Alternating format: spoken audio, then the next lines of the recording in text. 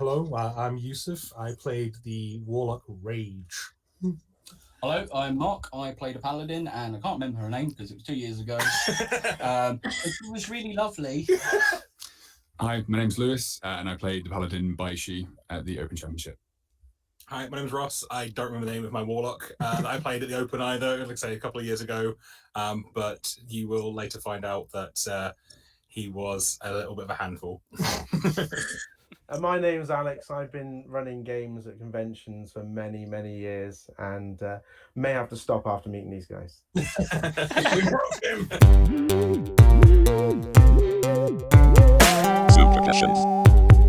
Superpassions.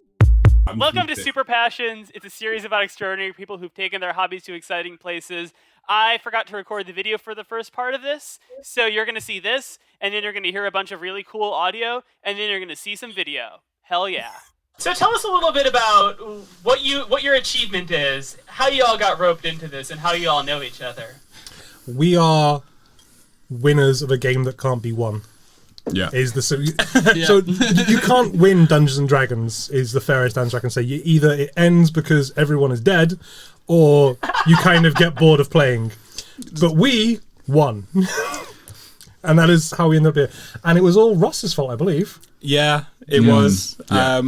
So there's the UK Games Expo takes place every year in Birmingham, and it's like a Comic-Con, but predominantly around board games and tabletop games and such. So there's lots of places to buy, paraphernalia, miniatures, dice, all that kind of good stuff. But they also actually do tournaments of various board games and tabletop games.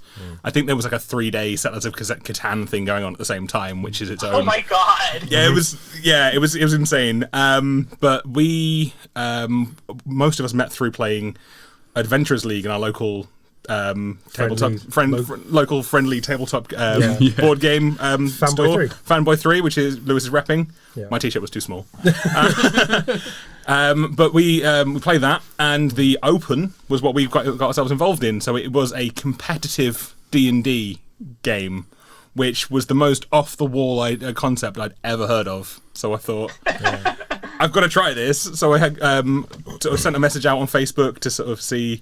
You collared me and Liz first. I think I collared a few people I'd met and I'd played with, and I knew I would get on well with playing a 9-hour game competitively. And then this was like 9 hours of D&D? So yep. like multiple days, I assume? No. One sitting. A very hot day in Birmingham. I gave you breaks. Come on, gentlemen. You did give us breaks. Give us a few breaks. Let's set the scene truly.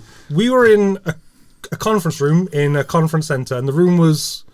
It had in the Hilton. There was 60. There was teams of 6, and there were 12 teams. Was it, Alex? Yeah, it might be more. There was about 14, 15. There's at least 100 people in the room. Yeah. There was a lot of people in that room that shouldn't have been there. There was no space. Literally, your personal space was what you claimed for yourself. We got both emotionally people and with big shoulders very quickly.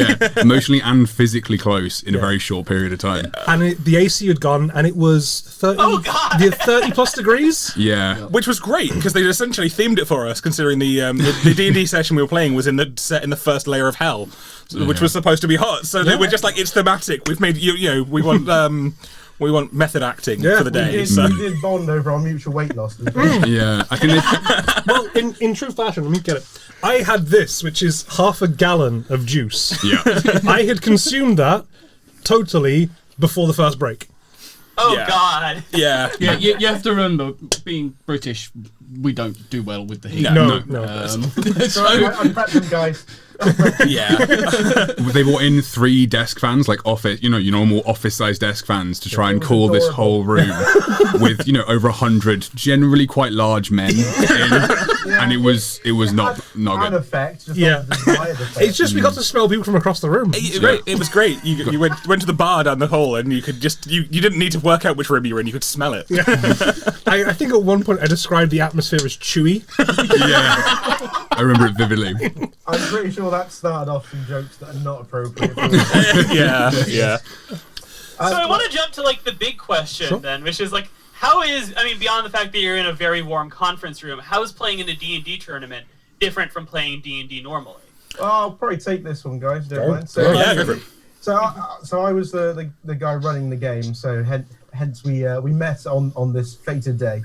And so for this game in particular, it was a tournament format. So whereas normally you'd get you'd run a module that's pre-written for a group of people. In this one, that was still the case. However, all the characters were pre-decided as well. So you had 3 paladins, and for those who are not familiar, your typical sort of knights in shining armor, standing up for justice, that sort of thing. And then you had 3 warlocks, who were the sort of deal with the devil type of characters, who obviously lovely people.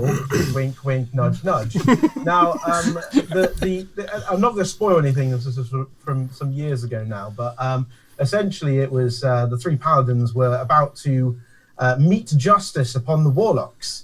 And as the players sat down, they had literally no idea how the game was going to unfold. No idea. Just 6 people came to my table, never met them before, sat down.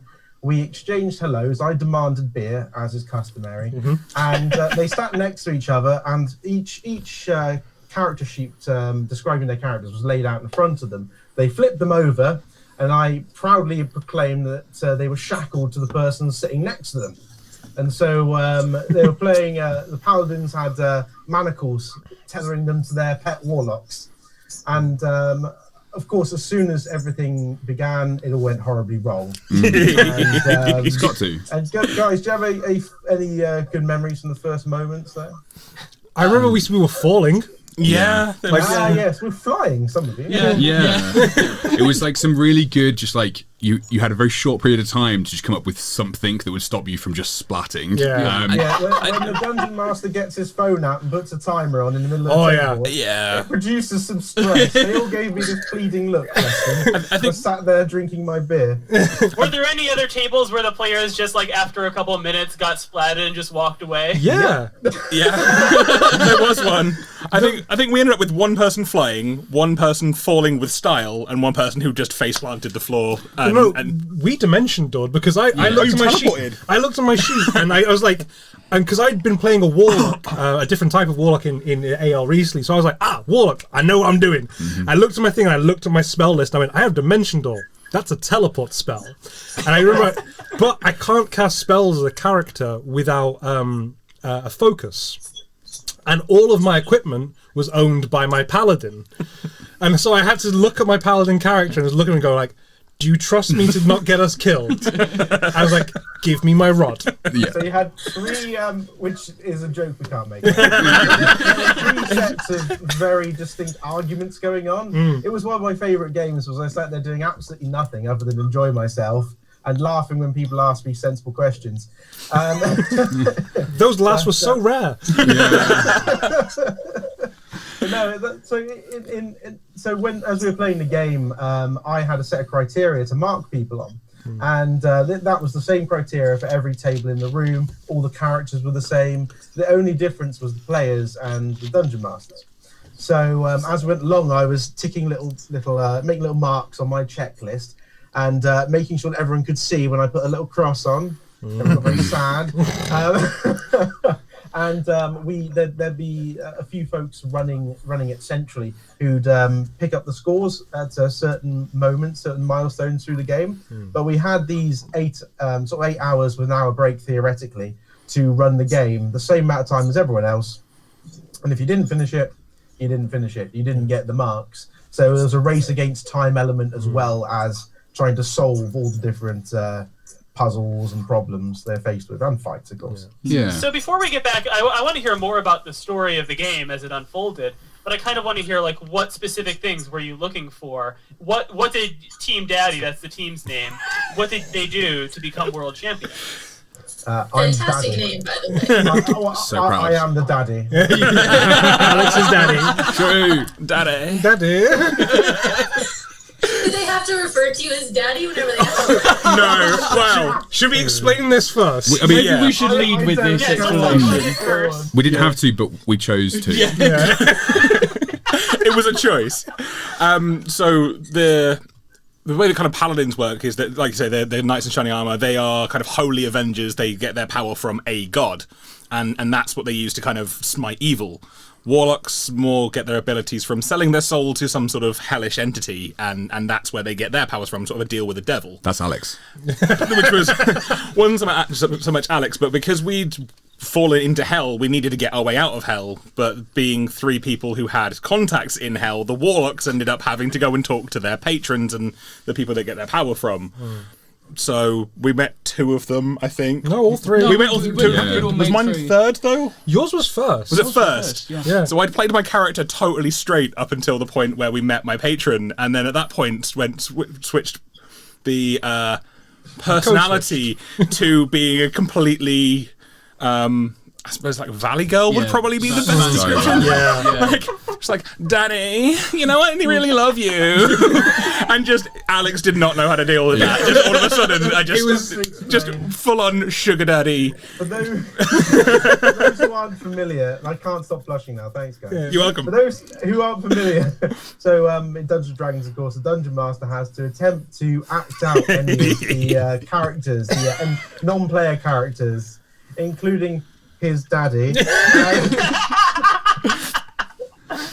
So you had a 6'1", bald, broad-shouldered man that you'd never met before sit at your table and turn full sugar baby on you without any warning, and you had to deal with that.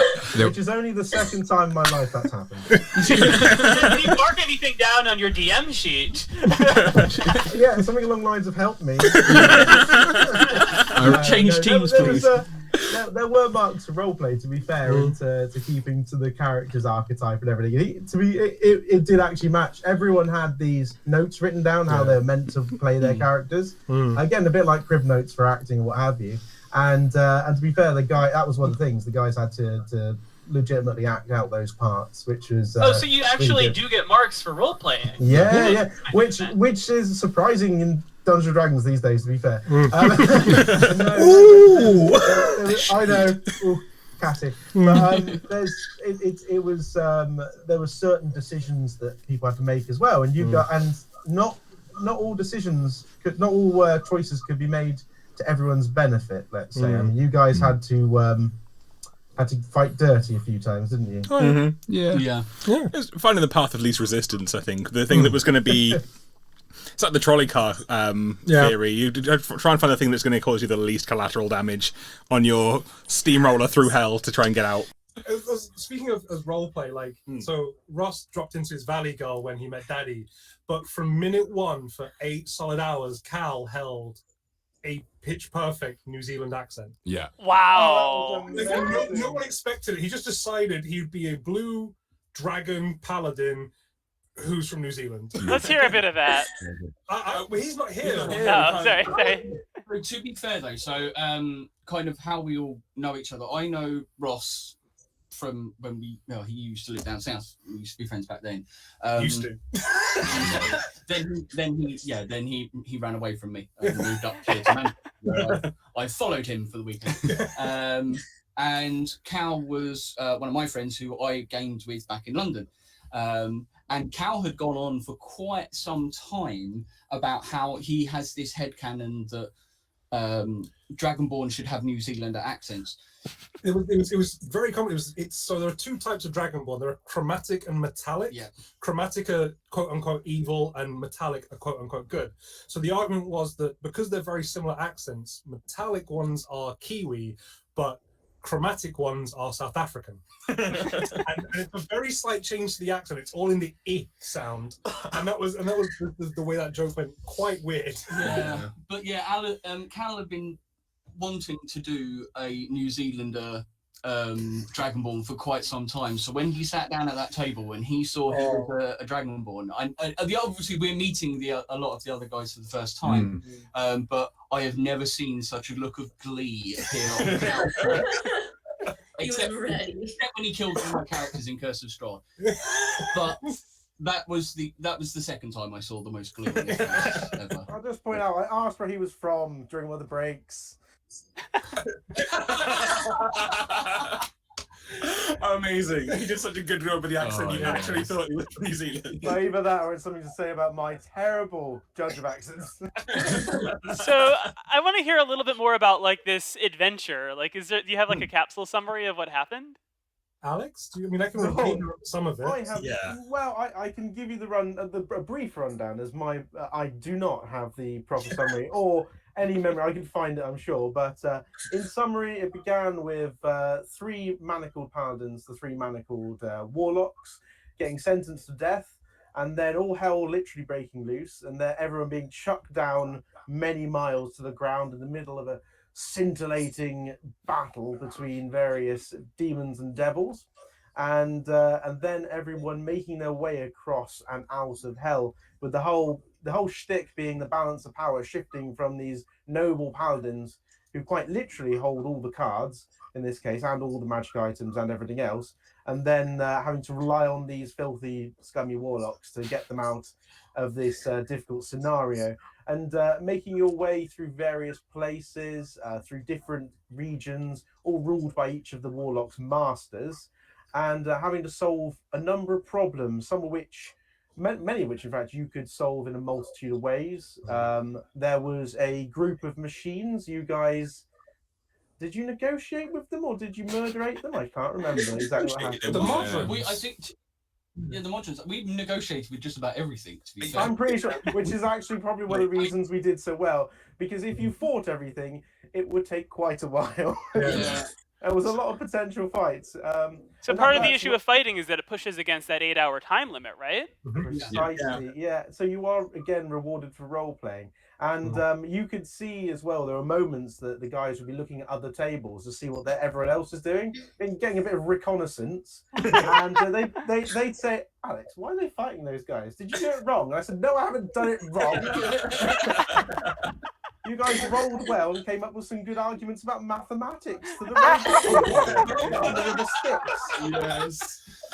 I think because I know Lewis, Ross, and myself, we play a lot of Adventurers League at Fanboy 3 with Liz as well. And a lot of the times those adventures, I don't want to say force you to find a roleplay method out of conflict, but it's very much written on the 3 pillars of social, puzzle, and combat. And so everything always has a non-violent solution. So with 4 of our party very entrenched in that play style, it gave us, I feel, not an upper hand, but like a mentality going into it that some of the more, without meaning to sound rude, grognardy players wouldn't think of. And I think that's how sort of Cal and I managed to sort of fit in with the group so well. Is when Cal and I play, we are very character and narrative driven. Like Cal and I are forever coming up with like little pairings of like characters that we'll never get around to play because planned way too many. There's some truly horrifying creations. Our natural reaction is to come up with characters with stories and things, and so one of the things I love about D&D is I love that role play, that okay, how do I act this character out in this situation, etc. Combat's great, but it's kind of the same every time, really. So I enjoy that role play. So I think the team, without realizing, everyone was kind of on that same page in that play style. So we merged well together very, very quickly, kind of picked up on threads that each of us was throwing out. I mean, my paladin was very noble and like she was very proper. Yeah, she was very prim and proper. And then I'm shackled to a valley girl. Devil dad is giving her free stuff, and she obviously needs this stuff to get back home, but she really doesn't like the feeling of that. For once, it's not the keys to Lambo. In that situation, kind of see how these characters play out and interact with each other and fall into a river because horse. And then I really wanted to say as well, like I think backing up what Yusuf said, having played I've played a lot of home games and a lot of Adventurers League games in Fanboy 3, and home games I have sat for a solid 90 minutes with my group discussing what they want to do about this one tiny problem, which will take 5 minutes to deal with, right? Whereas with that, like with Adventurers League, you have kind of 2 weeks to do an adventure. It's like a 4-ish hour adventure. We start at 7. We've got to be out of the shop by 9:30. We've got to get this adventure done. Like we don't have time to be faffing around, otherwise you're not finishing. So having that, I think, gave us a lot of practice. So efficient. There is efficiency. I just love the fact that we've actually gone paladins and warlocks.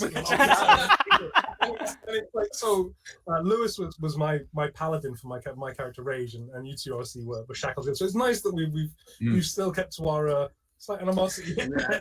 I'm still keeping a comfortable distance. Yeah. Within 10 feet though. Yeah. So just to continue, as I mentioned, there was a swamp. The River Styx we had to get across. Yeah. There was a swamp of sort of lost memories or some such. Yeah. Really horrific. That everyone was getting nasty visions. They had to work their way through, as I recall. Wasn't there a canyon of like fat little demons? Yeah. What I can't remember what they're called. Yeah. We just heard Was it some Lemures? That was the big. No, it was the sort of fat devil things. I can't Yeah, remember. Did we eventually just like kind of we just ran away past it? Yeah, we got. Yeah, I'm pretty sure Cal got some singing. The holes. Yeah, we like managed to get just hundreds of them into like a canyon, so we could just walk past. Just to set the scene for that one, you've got to imagine you're looking out. See, there's this big door you've got to get to at the bottom of this large ravine, and below you see hundreds upon hundreds of fat, irritating, gibbering demons sitting below you, all going around, and they're demons or devils, what have you, of eating. So they're sort of. It was like trying to get to the exit at UKGE. Oh, yeah. At lunchtime, yeah. So and that was one of those solutions where you could just have a 20-minute or hour-long fight or what have you, or try and find some clever way around it by herding these stupid beasties into various places. And that was where the guys did really well in coming up with interesting solutions to problems. How did you solve that?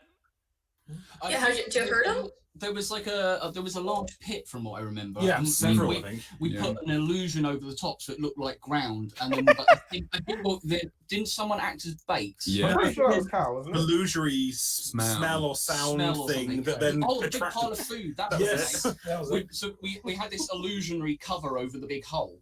And then we put a big pile of food on the top because they're fat demons, so they're gluttonous. So we put this big illusionary pile of food, and so they all just ran to try and eat it, and they all just fell in the hole. And that cleared enough of a space that we could then just sneak past. I think one of the other things that kind of acted in our favour is most, if not all of us, have DM'd before. Yeah. So we've got that kind of mindset of knowing things like combat. In D&D, you can spend an hour, 2 hours, 3 hours having a combat encounter with 6 players. Everybody gets their turn. Yeah. But then when you boil it down to the fact that each turn, so the time it takes to go round the table and everybody had it, is supposed to be 6 seconds. So you've had this 3-hour combat. It was actually less than a minute in real time.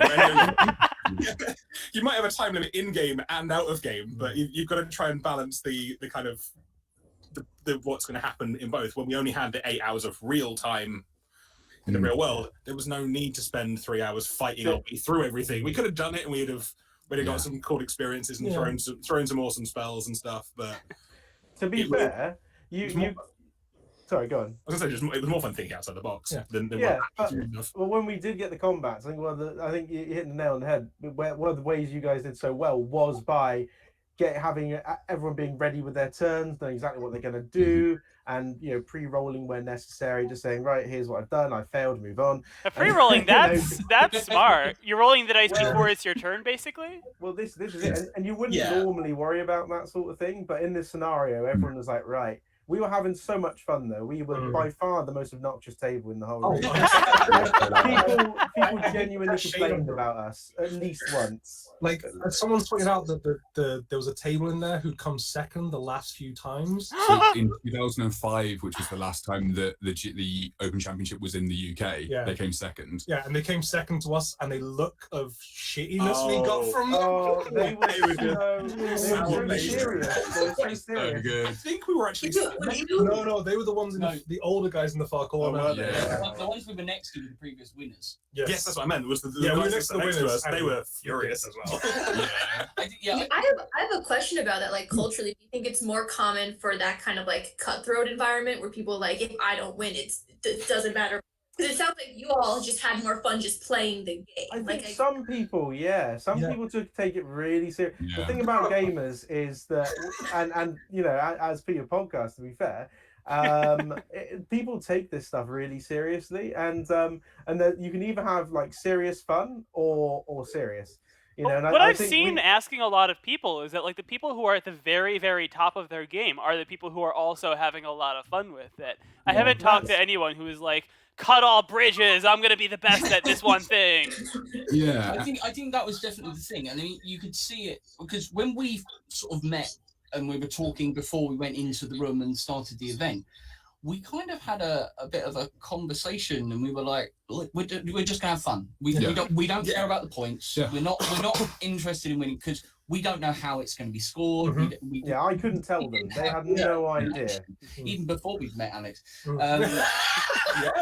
But then we were like, "Now we're just going to have fun. Yeah. We're just going to enjoy ourselves." And then as we started playing, and we realised that certain things we did made Alex laugh to the point where he could no longer breathe, and that was fun. We kept doing that. Yeah. And we were just enjoying ourselves so much that was why when there was the announcement and we got called up as the winner, if you look at the photo, we're all in complete shock. We're like, and so was I. Mistake. They're way better at this. I had no idea what everyone else had scored. When we had like the set, because they gave us like subtotals every. So I think it was 3 rounds to it, and on the end of the second round, they said, "Oh, you guys, don't worry, you're nowhere near. It's fine." And apparently, we aced the guys aced the end because, and we were just like, we thought maybe 3rd or 2nd. The guys were like maybe 3rd or 2nd, and the 3rd and 2nd got called, and we thought, well, whatever. Yeah. And then when they announced first, everyone was like, "Hang on a second." Now I do have to ask, what was the prize for first? Map packs, a trophy, a lovely pint glass. Oh yeah, pint glass, soul coin, soul coin. Which was like so it's kind of a physical thing that's also like a physical prop that's also in the game. The currency in hell is souls. There you go. Alex has got his there. Yeah. But they've somehow managed to infuse them into coins, so you can actually buy and sell with them. Yeah. And the other thing was actually because of the Adventurers League style of play. We also then got the ability to create some higher level characters. So rather than having to start at level 1 and play all your way through, we've all got level 10 and a level 5. Level 5 and a level 10, yeah. So yeah, was it level 11? 11. Oh, 11, yeah.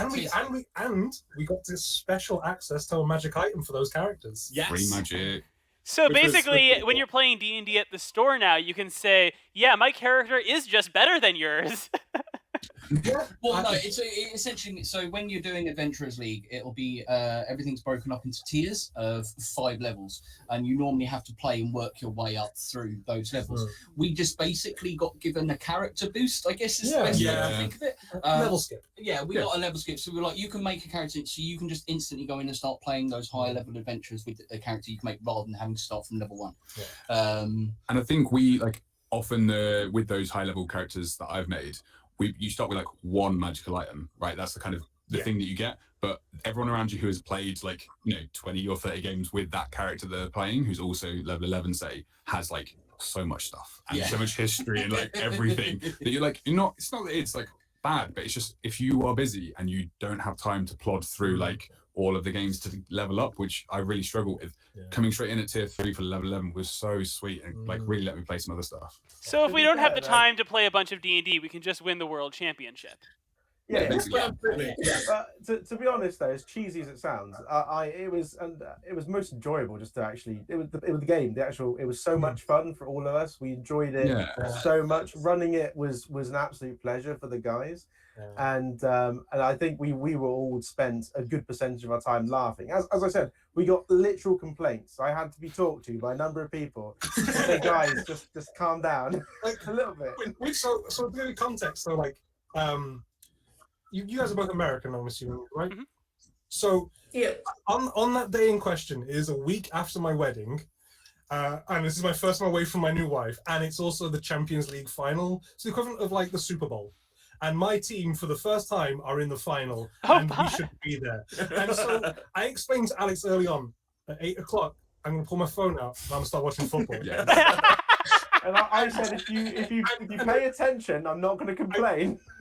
Like, I will be here for the game, but if I make weird noises while staring at my phone, just understand this. like, It would have been perfect. I know, right? I know. It was fun. And within the first 2 minutes of the game, we'd conceded a penalty, and like my mood should have nosedived, and I should have been miserable for the rest of the day because we lost the Champions League final. But the game was so good. Yeah. Genuinely, like I had such fun that even seeing my team just put out a pathetic display of disappointment.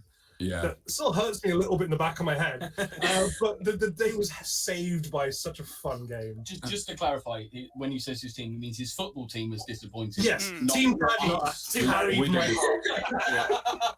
And I think That's a quote. that was one of the things that was kind of most surprising when we it was announced that we won as well, because I think we had finished after every other. Oh yeah, we had to rush up with the points Yeah. card. Yeah, We were hadn't actually just scribbling it out. I think we had maybe just finished the adventure or missed like a little epilogue bit. Yeah. Yeah, you had to narrative the epilogue instead of a Russ roll. Yeah, which was fine. It's all good. It was like I said, when we sort of looked around, it was, when they announced the winner, we were also shocked. It was like, we've spent the last 8 hours making dick jokes. Like, serious role play. They've been trying to be holier than now paladins, and we've just been making being crass and just having a laugh. You did roleplay your characters, to be fair, but amongst that, there was. And that was kind of like that was a bit of a. I'll be honest, it was kind of a little bit of a light bulb moment for me because up to that point, I'm very narrative. Role-play type player, but realizing that because I'm sitting there watching these other teams, doing what I would assume is the correct way to play, and then realizing no, we were rewarded just for enjoying ourselves and doing what we thought our characters would do, given the strange little twisted version of the universe that we had decided existed and the rules within. In an alternate dimension at the table next to us, your patron was an evil man and the warlock was terrified of him. But in our alternate universe, baddie girl. Yeah. It's the same story, but we as players were able to twist that, and that was a real big thing for me. And I've actually, as a result, kind of started to enjoy the standard campaign books more. Like before, I was very kind of, if you're going to do it, you need to do homebrew. But now I've realized, no, you can take so much from those standard books, and it's the players themselves that make that story. And that's one of the things about the way I like to run games personally is I always like to see what the guys what people want around the table and just go along with that. Usually, if it's a serious table, I keep it mostly serious. I don't normally manage serious, to be fair, but I'll try. I'll pretend. I'll do a good showing. But it's more fun just to ad lib with everyone as you go along. And to be fair, as soon as we'd met for the first time, what was one of the first questions I asked you guys? I was like, right, sexual identities, go. That was one of the first questions I asked these guys upon meeting them in a public space. I mean, as the only straight member of Team Daddy, I believe. No. I'm the only straight member of Team Daddy. Yeah. And I remember just looking, I was like, I mean, if you had a gaydar, it was pointing at our table. To be fair, when Yusuf said straight, I was like, "Are you sure?" Wrong. He had to show me a picture of his wife. I think he's very confident. So my wife's work friends, they call the LBGT cuties. They have a little group chat called that, and they were discussing me, because I was popping into her work office, and one of them says, "We do not fear the Yusuf. He is an ally," and I'm like, yeah. I was like, so I'll be the A on the end of our lovely group pantheon. It's fine. And I think as well, we had this kind of, obviously we were there to have fun, but really I think our objective shifted a bit when the Valley Girl came out and Alex was just literally stunned for a solid minute and then just laughed. I think all of our objective turned to trying to make Alex's life a funny hell. How do we break it? Yeah, exactly. And it worked. That was said so many times. How do we break Alex? I said, guys, please. So I want to bring this roughly to a close with 2 final questions. One of them is a question that I put in the list of questions that I was going to ask, but I think we've already kind of answered, but I want to hear your thoughts on this anyways. how important is luck versus skill when you're doing a game like this? When you're like playing an 8-hour convention game? Well, I've got a good answer for this. No, there was almost serious. Just calm down, guys.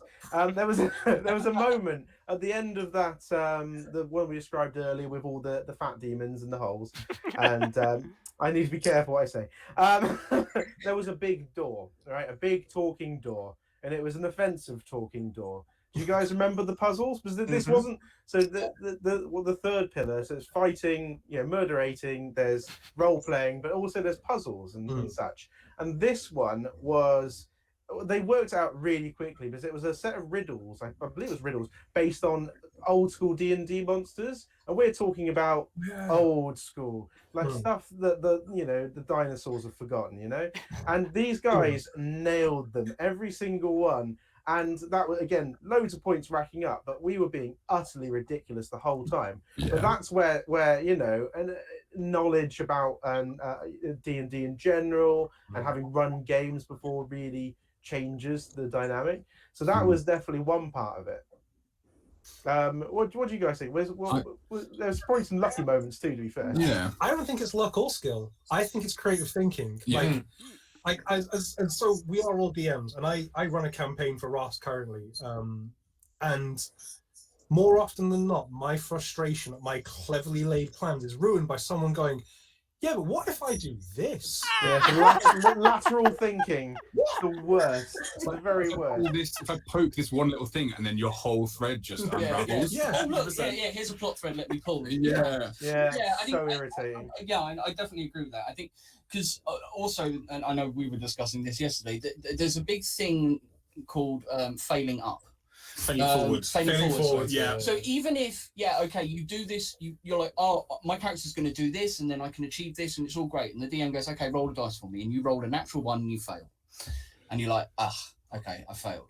But what you can do is you're still role playing. So I wanted to jump over there, and I've missed, and now I've fallen in the hole. Okay, what can I do now? Oh, well, it actually turns out that down here is.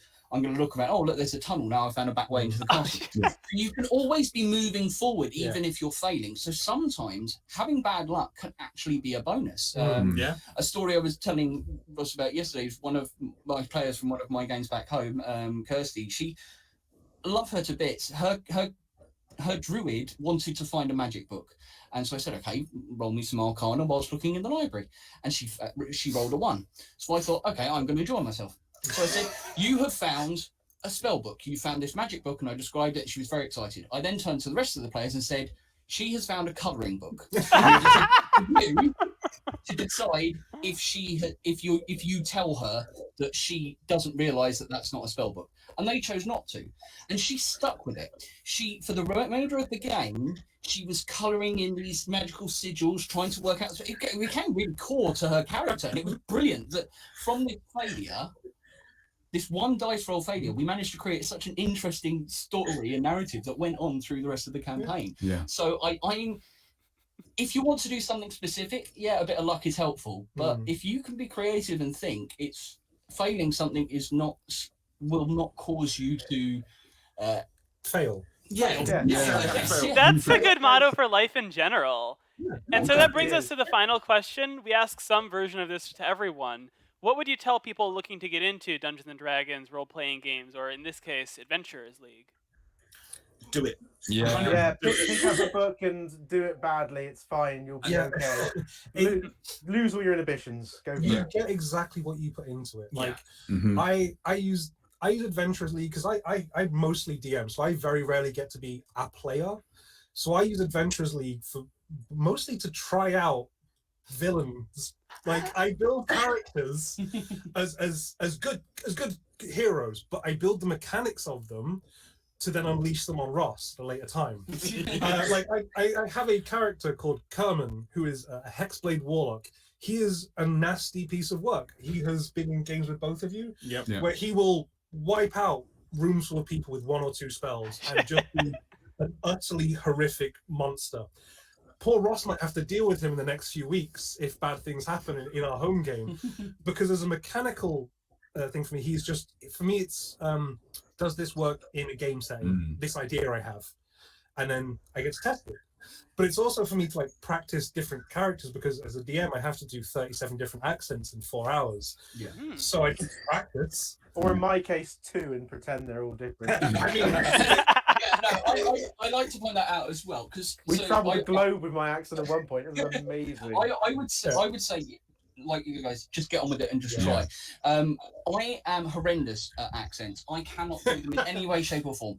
Regardless of where the NPC that my players come up against, they will probably either sound like they're from South London or some really bad Greek accent. That's the only ones I can do. But it doesn't matter because all of the especially when people see a lot of streamed games, you've got people professionals doing voices or coming up with these complex narratives. You don't need a complex narrative. Don't get intimidated by that. A goblin tribe has kidnapped a princess, go and rescue her. If that's you and a couple of mates and you can play that game at home, just get on and do it. It's so much fun, and you'll be surprised how much creativity you have once you start playing and once you start bouncing off of each other and the people around you. Once you get going, that's how you start playing. You have to start, but once you start, you grow with it. To be honest, just as someone who's run games at so many conventions, like that's primarily where I run games these days. I have met so many new players. They've turned up with nothing on them. Well, clothes, obviously, but they have no idea how to play the game. They've got no dice, no pencil, no character, no nothing. And we're talking about kids, as young as 10 or what have you, that turn up with their parents. Neither have played. And I suddenly have to do a clean game, so I panic, rip up all my notes, and but in all seriousness, the rules and everything else, you can be really serious. Like you've got to try and make the rules. You do rules properly in a sort of better. You do have to do rules properly in a competitive environment. But when you're just playing a game at a convention or what have you, just turn up, sign up, and that's it. You don't need anything other than a willingness to try. And if a good person who's running the game will be inclusive. Will teach the rules as they go along, and I'm sure the guys will agree that they've all taught the rules to someone at some point. And you don't need to memorize a book. You just turn up, get a character in front of you, and fail forward. So that's a good place to wrap this up. Thank you all so much for being on Super Passions. This was an absolute pleasure. Thank you. Thank you. It's been an absolute pleasure. Super Passions. I just want to really give a shout out as well to Lizzie, who can't be here for the podcast, but was another one of the team members for the day. She was amazing. She is amazing. She's alive. She just had a COVID vaccine that has just wiped her off her feet. So. It does that. Yeah, and our other teammate Cal, who I know from back in London, he unfortunately couldn't make it today. So without him and Bogan, we would not have made it through.